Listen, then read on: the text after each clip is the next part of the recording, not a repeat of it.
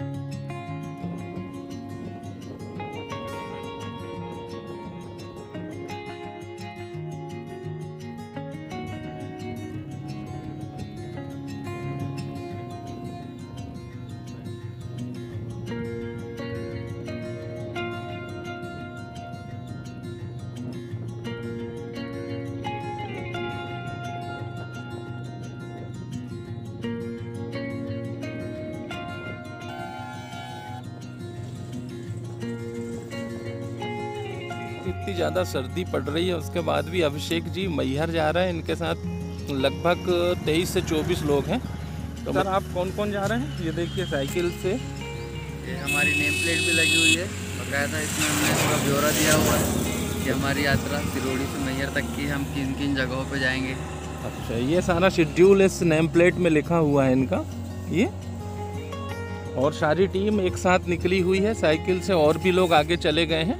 अब ये लास्ट में पीछे बचे, और भी कुछ लोग आ रहे हैं बोले पीछे, ये देखिए आप। और सारा इनमें ऐसा है कि ये यात्रा जो हमारी है ये चल रही है पिछले 30 सालों से। अच्छा, 30 सालों से। 30वां साल है। अच्छा। और ये परंपरा हम लोग निभाते आ रहे हैं, ये तो 3 साल हुए। ये सब चीज़ें हम इसलिए लेके चलते हैं, हमारी एक परंपरा भी जिंदा रहे, और स्वास्थ्य के लिए साइकिल चलाना। अच्छा, स्वास्थ्य के लिए भी लाभदायक है। और हमारे बुजुर्ग ये भी जो भी आप इनके गांव से जा रहे थे, सब लोगों की परंपरा नियमित बनी रहे।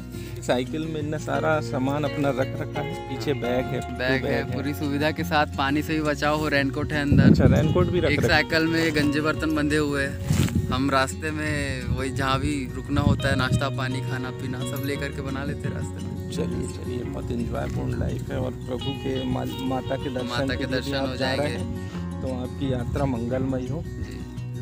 धन्यवाद। चलिए सर, आपसे मिलते हैं। फिर आप रिटर्न कब आएंगे? हम रिटर्न होंगे 21 तारीख के आसपास।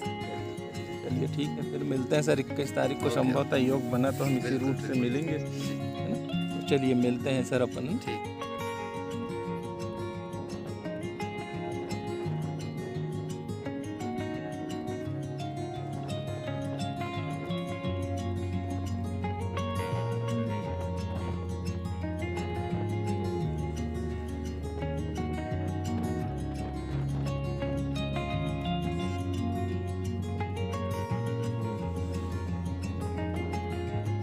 हरी थाने के पास बिरसा मुंडा पार्क है ये।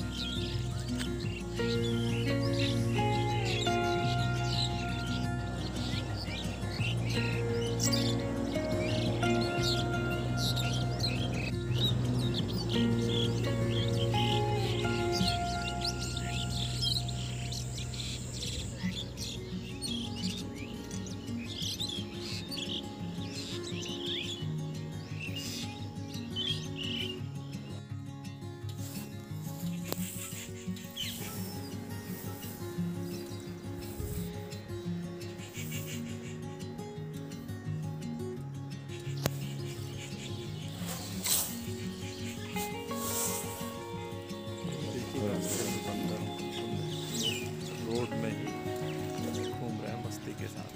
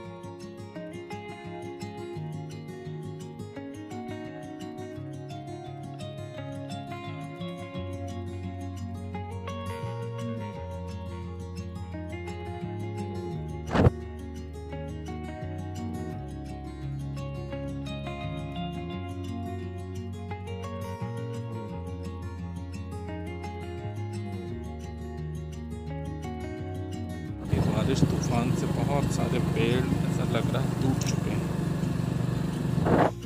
जंगल में जो क्षति हुई है इसके विषय में हम देखते हैं, आगे कुछ लोग खड़े हैं, उनसे चर्चा करेंगे कि ये ऐसा क्यों हुआ है, ये पेड़ों का गिरना या पत्ते झड़ जाना।